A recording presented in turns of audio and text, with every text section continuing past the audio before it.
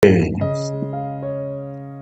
malam teman-teman. Ya, kita akhirnya ketemu. Jadi mohon maaf kemarin waktu Zoom itu saya nggak bisa datang karena memang lagi acara catering di Jogja. Ya biasalah habis ketemu teman-teman ngobrol kita ngobrol keasikan. Apalagi hari Minggunya ada kelas offline. Jadi ya benar-benar mempersiapkan diri juga gitu ya.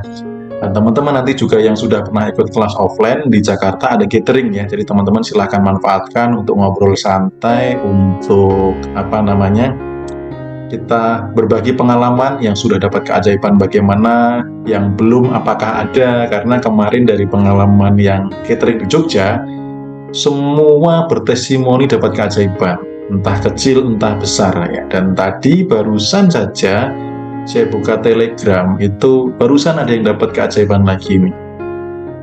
Saya share ya, biar teman-teman makin semangat meraktekin happy hokinya ya, makin semangat, biar makin semangat. Saya izin share screen sebentar ya. Ini salah satu testimoni, karena kemarin ada yang dapat testimoni laptop gratis ya, dan lain sebagainya. Nah, ini ada Bu Ana. Izin share kebahagiaan buat saudara-saudaraku di sini ya. Awal September kemarin saya berdoa dan afirmasi mendapatkan uang senilai 25 juta dengan cara ajaib, mudah dan menyenangkan ya. Amati caranya ya. Cara ajaib, mudah dan menyenangkan. Yes, Tuhan Maha Baik, semesta menggenapkan saya dapat uang tersebut, dan setelah dihitung-hitung bahkan lebih dari segitu. Ternyata semudah itu bagi semesta mengerjakan bagiannya ya. Jadi ini salah satu testimoni masih hangat, jam 19.16 teman-teman. 19.16 ini masih hangat banget ya. Nah, artinya apa? Semua punya kesempatan yang sama. Semua punya kesempatan yang sama, semua punya hak yang sama, kita berada di semesta yang sama, semua sudah ditetapkan SK-nya sebagai pemimpin ya di dunia ini untuk menguasai bumi dan segala isinya. Jadi semua punya hak yang sama gitu. Apalagi setelah ketetapan semesta ini, teman-teman, di materi hukum ketetapan semesta, kalau teman-teman bisa dalam betul setiap hari memancarkan bahwa saya dilayani semesta, maka uang harusnya yang melayani Anda. Kalau Anda masih ngejar-ngejar uang, itu lucu. Anda pemimpin kan di dunia untuk menguasai bumi dan segala isinya. Masa butuh uang ngejar uang? Anda seorang raja, masa rajanya ngejar-ngejar uang? Kan tinggal perintah. Ya, SK-nya sudah begitu, ketetapannya sudah begitu. Jadi kalau teman-teman sudah memancarkan betul-betul vibrasinya, bahwa saya dilayani semesta, saya dicintai semesta, gitu. Saya layak mendapatkan keajaiban dan keberuntungan, maka siap-siap sepanjang hari hidup makin ajaib, makin mudah, dan makin beruntung. Gitu ya teman-teman ya. Jadi masuk yang sudah pada beli dompet baru, ya itu semangat sekali gitu ya. Saya dompetnya mana ya, ada di tas ya. Ini dompetnya sama persis seperti yang saya share di TikTok saya, karena banyak yang nanya, ya udahlah saya tunjukkan, saya belinya juga di situ kok gitu. Dan memang pahami benang merahnya ya terkait dengan dompet ya. Supaya apa? Supaya ketika buka itu, uangku masih banyak. Getaran ini loh yang perlu kita jaga. Alhamdulillah uangku masih banyak, puji Tuhan duitku masih banyak. Itu tujuannya kenapa dompetnya bagus, karena uang kekasih hati. Dan kenapa ditetapkan batas bawah, supaya ada terus merasa bahwa uang saya masih banyak. Fungsinya itu. Kalau ditaruh di dompet yang tidak dibawa kemana-mana kan nggak pernah kelihatan gitu. Atau ditaruh di tempatnya, ditaruh di tempat lain boleh. Saya juga ada kotak penyimpanan uang gitu loh. Justru ketika kotak penyimpanan uang Anda lebih banyak, itu malah bagus. Artinya apa? Di mana-mana ada uang, wah itu lebih bagus lagi. Jadi teman-teman pahami benang merahnya ya. Pahami benang merahnya. Kalau teman-teman bisa paham benang merahnya, ternyata adalah supaya memancarkan. Nah, teman-teman tidak akan terjebak dalam sebuah teknik. Dan di awal ini saya akan memberikan salah satu teknik terbaik di dunia ya. Jadi teman-teman akan, mungkin beberapa orang akan melihat disajikan banyak teknik oleh seorang trainer pengembangan diri ya. Kalau saya sebenarnya hanya sharing saja sih ya. Saya sharing apa yang saya alami, apa yang saya pakai. Barangkali cocok buat teman-teman gitu ya. Barangkali cocok buat teman-teman karena tidak semua hal yang saya praktekkan bisa jadi cocok buat teman-teman gitu. Nah, teknik terbaik adalah teknik yang satu Anda nyaman, yang kedua adalah menghasilkan. Karena ketika nanti teman-teman belajar banyak hal, contoh di YouTube Ngaji Roso saja, banyak hal yang agak berseberangan. Ya, ada trainer ini mengatakan, oh tidak perlu yakin, trainer ini menyatakan yakin, ada yang di sini pakai pikiran, di sini enggak, dan lain sebagainya. Nah, sebenarnya semua itu benar versi masing-masing. Ya, sekali lagi semua benar versi masing-masing. Ya, yang dikatakan oleh trainer A itu benar karena apa? Beliau melakukan dan menghasilkan. Nah, kuncinya selama ini, selama dia melakukan dan menghasilkan berarti itu benar. Kalau teman-teman ditaruh sebuah teknik ini itu, kemudian teman-teman nanya, maaf coach, maaf Om Bimo, dari teknik itu Om Bimo menghasilkan apa? Oh, saya baru berusaha sih, saya baru optimis akan menghasilkan, saya baru rencana akan menghasilkan. Nah, itu berarti tekniknya belum tentu benar gitu loh, ya. Jadi yang saya pakai di sini adalah teknik yang benar-benar sudah saya pakai dan menghasilkan. Siapa tahu cocok buat teman-teman. Dan teknik saya ini dari mana? Dari berbagai macam sumber yang saya combine menjadi satu, yang senyaman saya. Ada yang saya tambahin dan yang saya kurangin, yang penting saya nyaman. Termasuk beberapa teknik yang dari intuisi, yang saya ajarkan di kelas offline untuk ngobrol sama uang, bagaimana megangnya, nyiumnya, ngomongnya, vibrasinya, energinya, itu dari bimbingan intuisi, ya, bukan dari kelas lain. Mungkin kelas lain juga ada yang caranya ngobrol dengan uang, tetapi yang saya ajarkan mungkin berbeda, saya juga nggak tahu, mungkin sama juga nggak tahu, karena saya tidak ikut kelas lain yang ngobrol dengan uang. Jadi teman-teman jangan sampai terjebak di memahami sebuah teknis. Yang benar yang mana ya? Kok sana bilang begini, kok sini bilang begitu. Dan saya amati sudah ada beberapa kebingungan di komentar Ngaji Roso juga sama gitu ya. Oh ya, teman-teman sudah subscribe channel YouTube saya belum? Ya, sudah subscribe channel YouTube saya belum? Yang baru ya, yang baru bukan yang lama. Yang happy hoki. Bu Yuli kelihatan dari sini tuh mengatakan sudah gitu. Bu Yuli kayaknya pernah ikut kelas offline ya? Oh ya benar, soalnya saya wajahnya nggak asing, kayak sempat pernah ketemu gitu.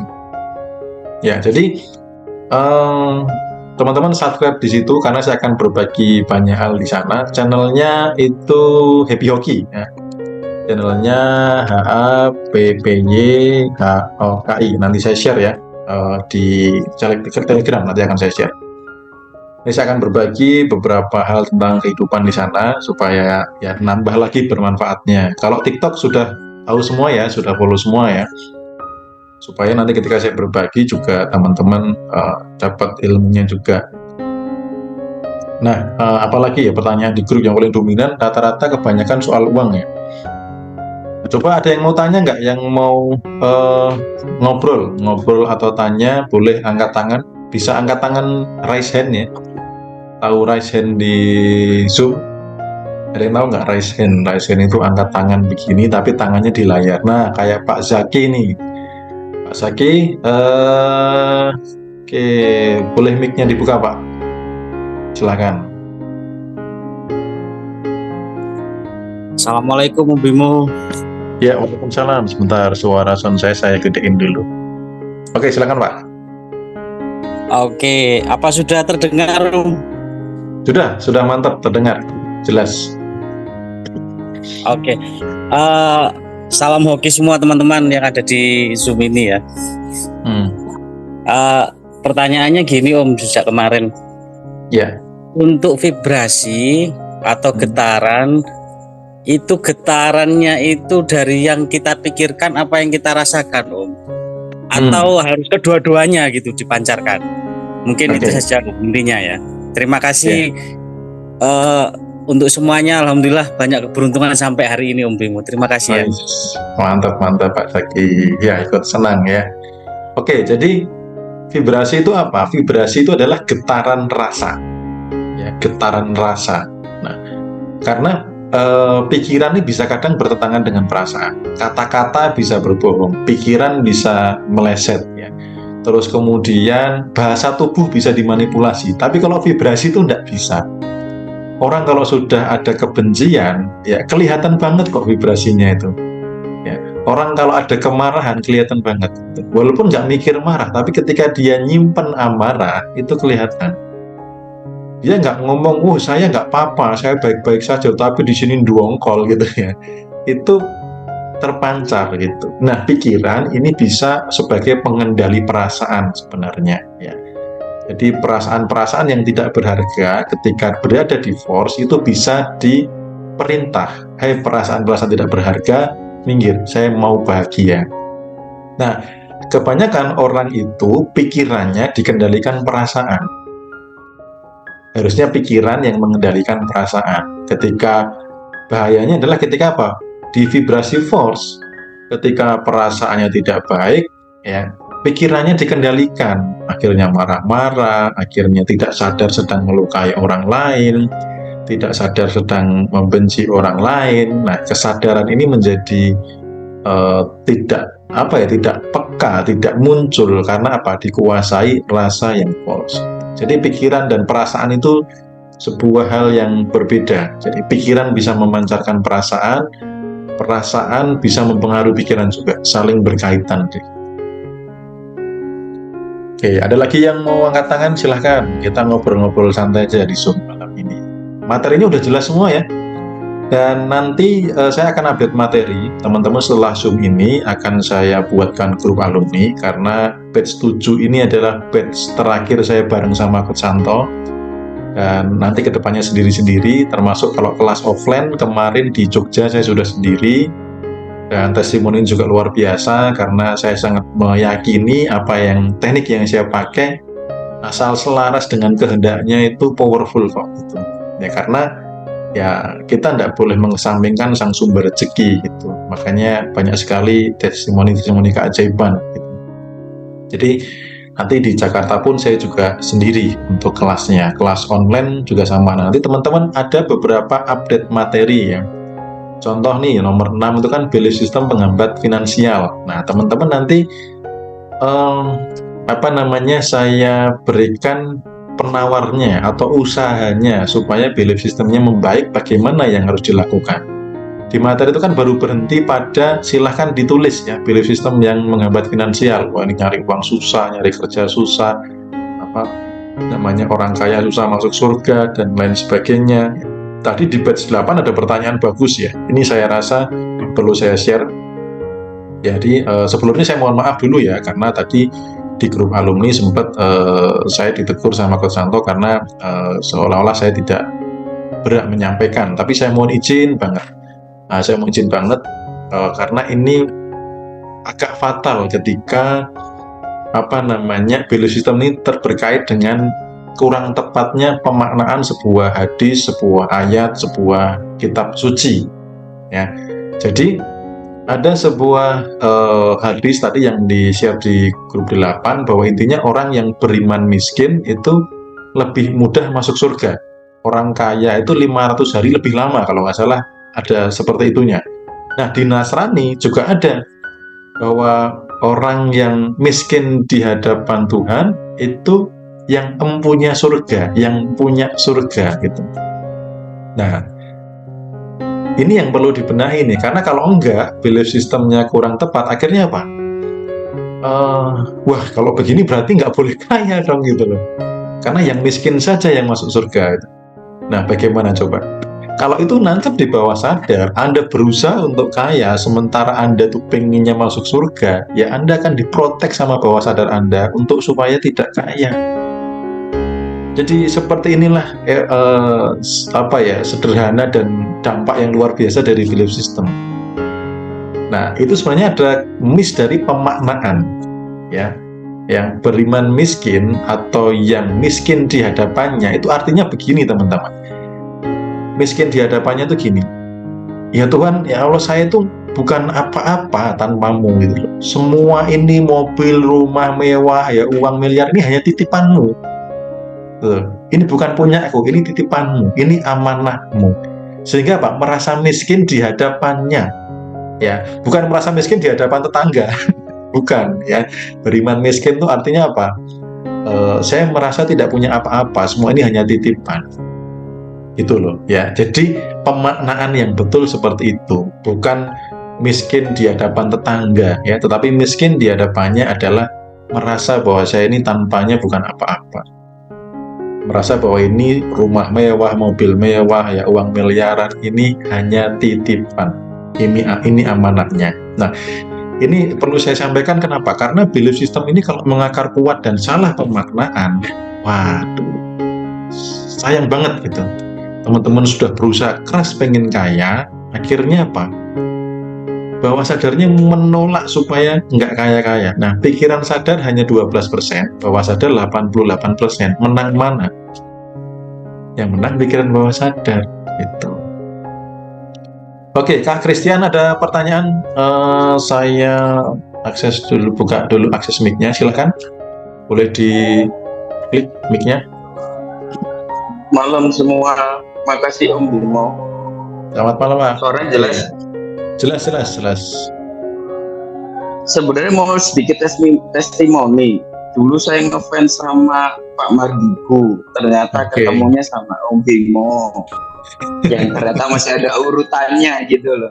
Itu saya seneng banget ketemu channelnya, terus ketemu link ini, ketemu teman-teman yang gabung di sini.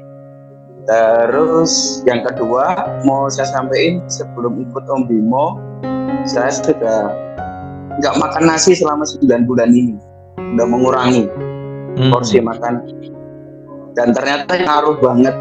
Ketambahan teknik-teknik dari Om Bimo sudah saya praktekin, sampai ada satu kejadian,